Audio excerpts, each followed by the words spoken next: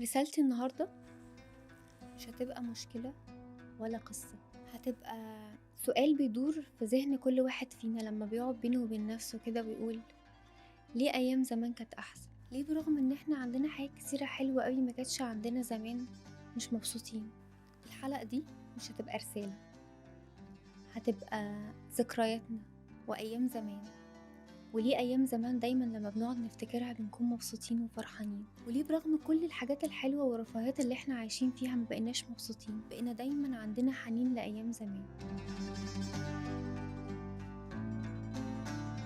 القصة بتبدأ في يوم الجمعة. يوم الجمعة زمان قبل الصلاة كل البيت صاحي، كل قرايبنا موجودين في بيت العيلة قاعدين مع بعض.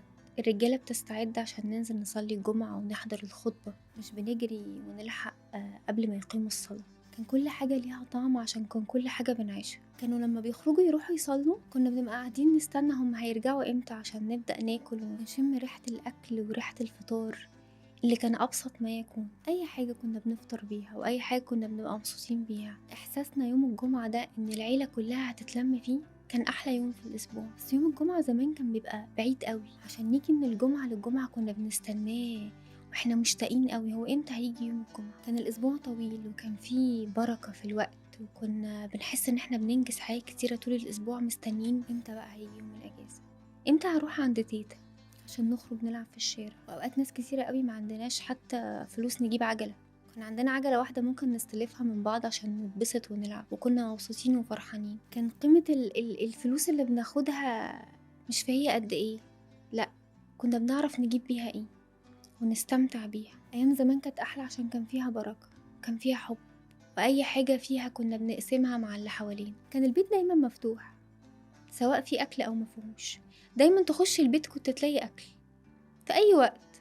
ما كناش بنجهز لعزومة كبيرة، ما كناش بنبقى شايلين هم ان حد من قرايبنا او صحابنا يخبط علينا في اي وقت فاحنا مش جاهزين، والبيت مش مترتب وما عندناش اكل في التلاجة. اي حاجة كانت بسيطة كانت حلوة. حتى الدفى كنا بنحسه في الكتب الخارجية مش كل الناس كانت بتقدر تشتريها، كنا بنستلفها من بعض. لما كنا بنذاكر او حد يخلص السنة وعنده حد في مرحلة اقل منه كان بياخد الكتب، كان بيشم فيها ريحة الدفى، بيشم فيها ريحة النشاط وريحة الجهد، فبيتحمس اكتر ان هو يذاكر. كناش بنستعار ان احنا بناخد حاجة من حد سواء كتب او لبس. كنا ممكن لو حابين الطقم او ما عندناش غيره نغسله ونلبسه كذا مرة، ما كانش عندنا مشكلة ان الناس تشوفنا بنفس الطقم كذا مرة، ان الناس تشوفنا بناكل ايه. كنا مبسوطين وفخورين باللي احنا فيه.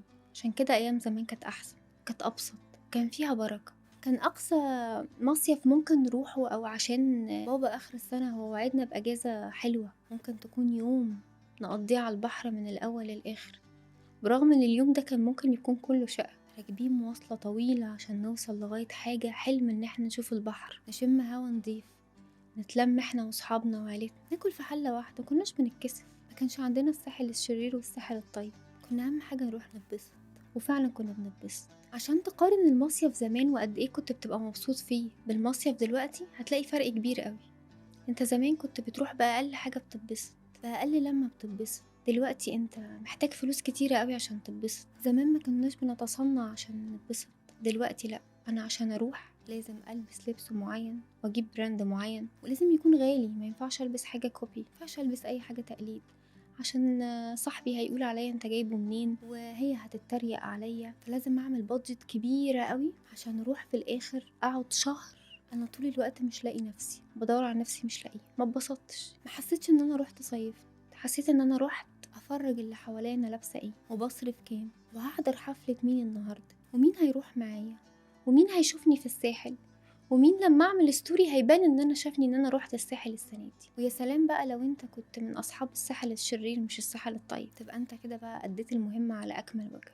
عرفتوا ليه ايام زمان كانت احلى؟ عشان كناش بنضحك فيها على نفسنا، كنا بنروح نبسط نفسنا، نتبسط بكل حاجه، بنحس باقل التفاصيل مع قرايبنا وبنحس قد ايه هما بيحبونا واحنا بنحبهم، مش متصنعين، مش رايحين عشان نجامل، ولا هما جايين عندنا عشان يتفرجوا على بيتنا الجديد اللي احنا لسه موضبينه فعايزينه يتفرجوا، وطنط تقول الله جبتي ده منين وعملتي ايه. كنا بنروح عند بعض في اي وقت. كنا لما بنتأخر شوية بره البيت كنا بنحس ان احنا عملنا كارثة. دلوقتي تعالى كلم حد من ولادك وقوله انت الساعة 12 مش 8 كمان، اتأخرت ليه، يقولك الناس كلها قاعدة في الشارع، الناس كلها بره. واحدة واحدة بقينا ننسى أيام زمان، وننسى تقاليد وعادات كانت حلوة قوي لما بنطبقها، حتى لو كنا متضررين منها، حتى لو ما كانتش عجبانا، بس لما بنقعد نفتكرها بنقول الله الله على بابا لما يقعد معانا يوم الجمعة ونقعد نضحك ونفتكر. الله لما بابا ياخدنا ويعلمنا نلف على اخواته واحد ورا التاني عشان يعلمنا صلة الرحم من غير ما يقول لنا، ويبقى معاه آخر فلوس في جيبه بس يبقى مصمم يقسمها على اخواته وعلى اللي منه عشان يحس قد ايه هو عمل لهم حاجة. كانت الناس بتحب بعض، والناس شايفة ان هي بتفني حياتها مع بعض.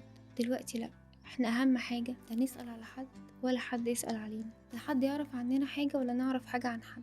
اهم حاجة احنا بننافس، قاعدين بننافس بعض. ابني هيخش كلية احسن من ابنك، ومدرسته اغلى من مدرسة ابنك، وانا بعرف اعمل كل حاجة، بودي ابني النادي وبشتغل وبعمل كل حاجة، وانتي ست قاعدة في البيت ما بتعمليش حاجة. رغم ان الستات زمان اللي كانوا قاعدين في البيت طلعوا اجيال احسن من دلوقتي مليون مرة. عرفتوا ليه ايام زمان كانت احلى؟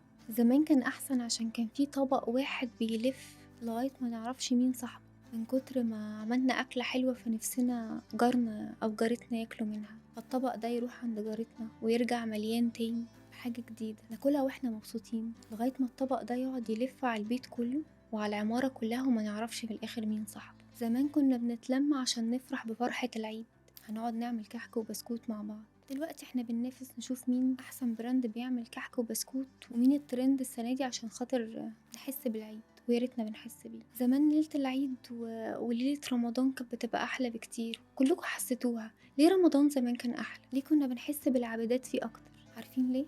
عشان كنا بنحافظ على كل حاجة بتحصل فيه، من أول استعدادنا لرمضان وفرحتنا ولمتنا على السلم واحنا بنعمل تفاصيل رمضان وبنعمل الزينة، لغاية أول يوم صلاة تراويح لما بنخبط على بعض ونروح نحيي السنة ونحيي صلواتنا ونحيي عاداتنا وتقاليدنا. دلوقتي خلاص احنا هنصلي في البيت عشان في مسلسل معين بيجي الساعة 8، المسلسل ده توقيته بالظبط معمول على صلاة التراويح عشان ما تصليش، عشان تنسى رمضان كان عامل ازاي، عشان تنام طول النهار عشان انت صايم وتعبان، عشان تعدي اليوم. زمان كنا بنبقى صايمين وفرحانين وقد ايه مستنيين المغرب يأذن والمدفع يضرب، كان في تفاصيل كتيرة حلوة قوي بتعيشنا باليوم، للأسف احنا افتقدناها، افتقدنا البركة، افتقدنا اللمة. زمان الناس معهاش فلوس وما بتعملش تجهيزات لرمضان وتروح السوبر ماركت تملى عربية السوق بكل حاجة عشان تاكل بس، لا زمان كانوا بيستمتعوا، بيفكروا هنعزم مين، طب الميزانية هتقضي ولا لا، لا هتقضي عشان لقمة هنية تكفي 100.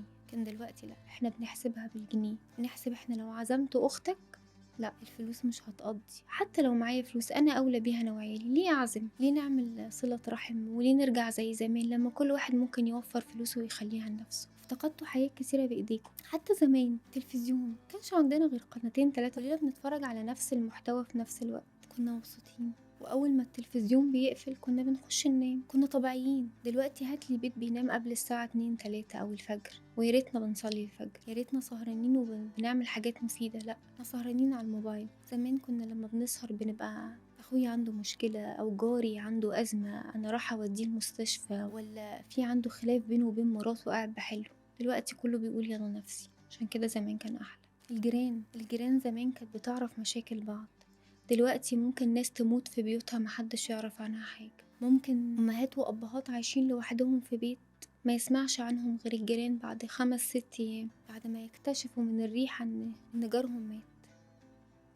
عايزين ترجعوا لأيام زمان؟ ارجعوا حبوا بعض، ارجعوا منعوا الحاجات اللي دخلت لكم خلتكم تكرهوا حياتكم وتكرهوا العيشة البسيطة اللي انتوا كنتوا عايشينها زمان. لو عايز تحافظ على أيام زمان حافظ على الحاجات اللي انت اتربيت عليها، هتقدر تحافظ عليها جوه بيتك.